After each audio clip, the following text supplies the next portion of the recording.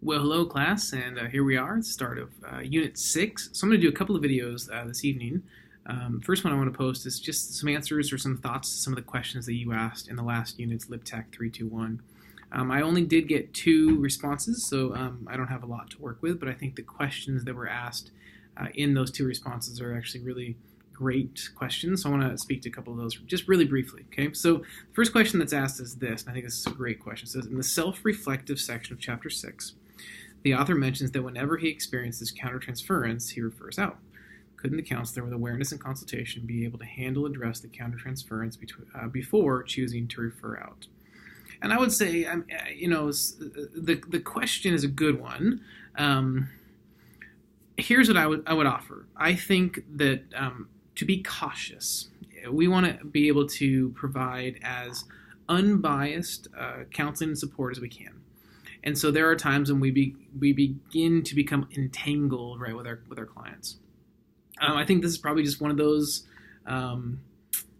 decisions that the counselor has made, and they've said, in order to not get in trouble, to not do things or say things or be involved in different situations that I shouldn't be, just to be cautious, I'm going to bow out and I'm going to refer to somebody else. And I think it opens up some different realities where you go, that's kind of a weird. Could potentially be kind of a weird situation. Like, hey, by the way, I'm just not feeling like this is probably the best working situation. I have another counselor that I'd like to refer you to, and so I'm going to do that. I don't think that it's probably necessarily the rule that has to be followed, but I think even the question that's asked, which I appreciate, that says, couldn't the counselor with awareness and consultation be able to handle or address the countertransference? Yes, absolutely.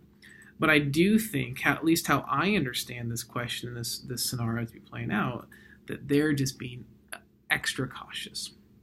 And I think at times that's what maybe not at times, I think that all times from an ethical standpoint, at the end of our class, we're going to look at ethics, as ethics is so huge and so kind of integral to the work that we do and so important to everything that we do. We need to make sure that we're being ethical. I think this is just hey, this is my personal preference. This is my personal approach to the scenario, the situation. And so to be extra careful, I'm going to just refer out. Because worst case scenario, you refer out. Best case scenario, you refer out. And in doing so, you actually end up providing better care, counseling, coaching, and concern to the client than you could yourself. So that's a great, great question. Thanks for that. Here's the second one.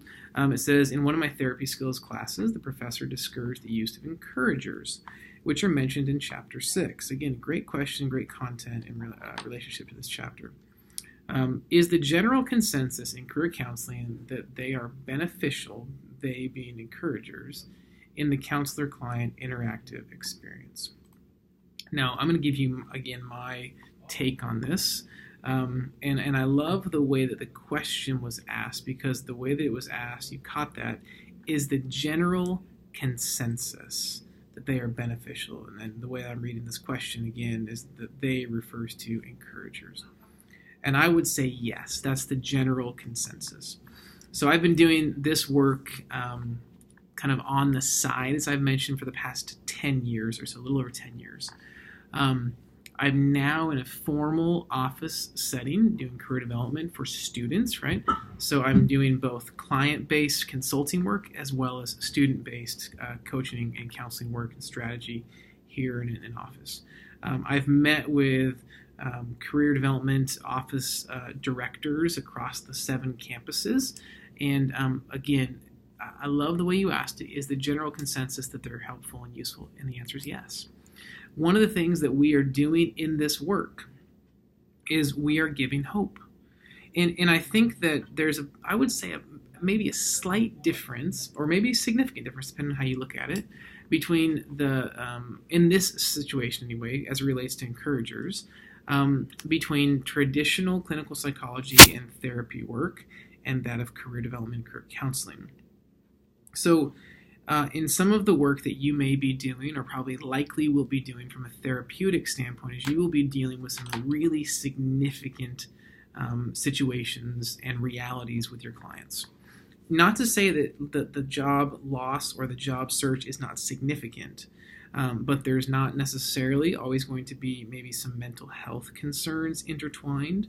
And so, again, in the world of work that I'm trafficking on a regular basis with this whole idea of career development, career counseling, and what you're learning about, we walk a very fine line between building false hope and outright discouragement, right? This reality of you can be anything you want to be. That's like kind of an unrealistic encourager. And then false hope, like, squelching dreams and hopes and desires. Like, you could never be successful. Now, that's a terrible idea, right? So we're right in between there. And I think there's sometimes you go, well, you want to be president, but you either, maybe you don't meet the age requirement, you were a natural born citizen, right? You don't have the prior experience. So there's a lot of different things that you could say. I don't think that you probably would necessarily have as good of a shot. So why don't we look more at these options, right? Not to say, you can't grow and mature and continue to improve and kind of move towards other goals. But again, we don't want to say, oh, you just graduated from college, you should be the CEO of an organization, right? You have to work toward that. So it's really kind of looking at dreams, but I think it's this idea of realistic dreams.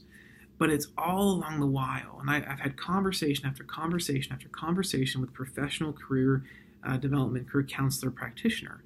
And the consensus is that we're in the business of giving hope. We're in the business of giving encouragement. I met with a client last week, and they said, we met for 45, 60 minutes, and this client of mine said, this is the first time I felt encouraged in the past week. I have hope. I feel joy.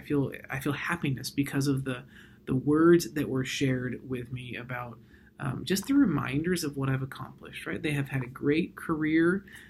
They're pursuing a master's degree from a great institution in a great and kind of in-demand field. And yet they're in this kind of a funk, if you will, of not being able to find work. And so they're very discouraged. And so even just this idea of encouraging them along the way and saying, hey, let's look at what you've accomplished. You've done some significant things. Let's not negate that. Let's champion that. Let's remember that. Let's kind of relish in the fact that you've done that, and let that be kind of the launching board, the launch pad for you to feel a sense of encouragement. I've achieved some great things, and letting that then encourage you out along the way. So again, I don't know the context for why one of your professors necessarily would have said that they're not, maybe, I don't know if it was not helpful or they should, just be discouraged, these encouragers. But I think in the world of career counseling, much of what we're doing is we're giving them theoretical foundations, we're giving them practical applications and suggestions and illustrations, but we're also giving them hope by way of encouragement. And I found that when I do that, and I've met with clients for many, many years, and I meet with students all the time, and giving them hope, I'm actually finding that they're instilling great, they're feeling encouraged, they're feeling more hopeful, and that actually when you look at that, when you feel hopeful, you're more encouraged, you're more happy. Ultimately, I think that's going to have nothing but a positive effect on your job search process. So it's another great question. Thank you for that. And then here's the last one. It says, let's see, I want to... There's another one about referrals out. Let's look at this one. If there was a client that came from a culture that viewed direct eye contact as impolite, would it be appropriate for the counselor to bring it up to the client to clarify and ask if the lack of eye contact was a culturally related reality? And I mean, simply put, I would say absolutely. I would absolutely feel okay in asking that question. But here's what I would say. I would be careful in how you address that, right? I think that we all hopefully know this, right? There's this whole kind of tact and ability and approach of coming at things from a very socially, emotionally mature way, right? This socially, emotionally intelligent approach. Not just blurting it out, but maybe having some sort of a way of kind of prefacing what you're about to ask.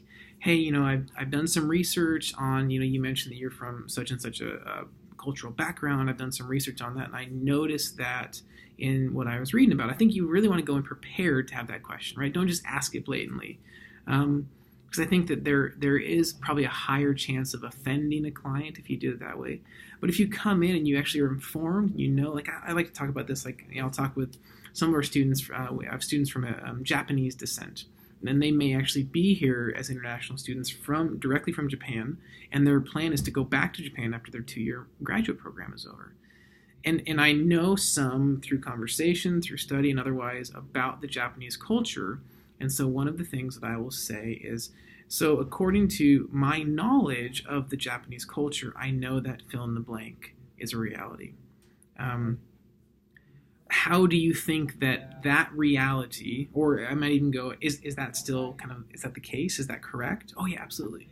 Okay. Well, how do you think that's going to affect or impact your ability to do your work? And then we can kind of launch into a conversation.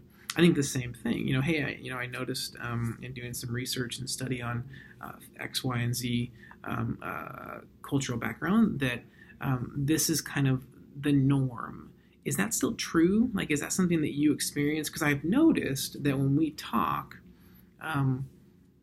there are times when you seem to avoid eye contact. Can we talk about that? Because especially in a career space, if that's the norm, if that's the reality, maybe it's an environmentally informed reality. Maybe that's what's keeping them from connecting with interviewers and eventually getting the job. I don't know. I mean, those are I think questions that need to be asked.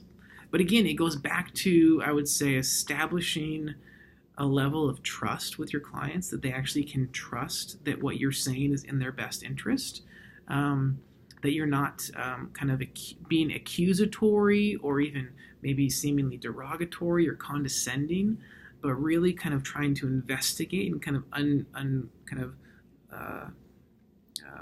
lift up every stone possible to figure out why is it that you're maybe not having the greatest success in your job search process. And this could very well be one of those questions that needs to be asked.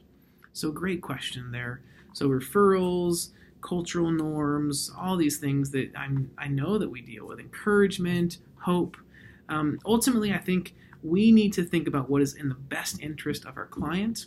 We need to establish trust with our clients from the very beginning. Allow them to ask lots of questions. I kind of, everything's off on the table when it comes to me meeting with a client. Hey, here's how I do it. I mentioned that our ethics, integrity, and character are huge, just significantly, just massively important to me. I'll never try and twist somebody's arm to convince them to do anything more than what's agreed upon, but I have a process. And if they want to accomplish the things that we're out to accomplish, they need to do X, Y, and Z things. And if they agree to that, then we do it. But they need to know that from the beginning, I'm not planning on, adding these additional assessments or meetings or anything like that.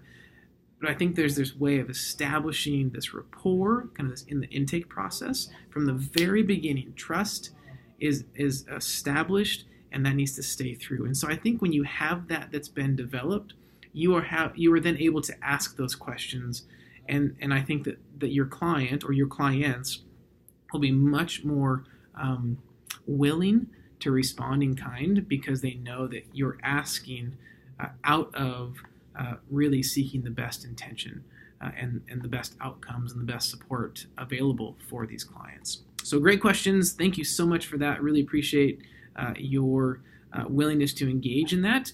I'll post another video a little bit later on as well, talking about where we're headed in Unit 6.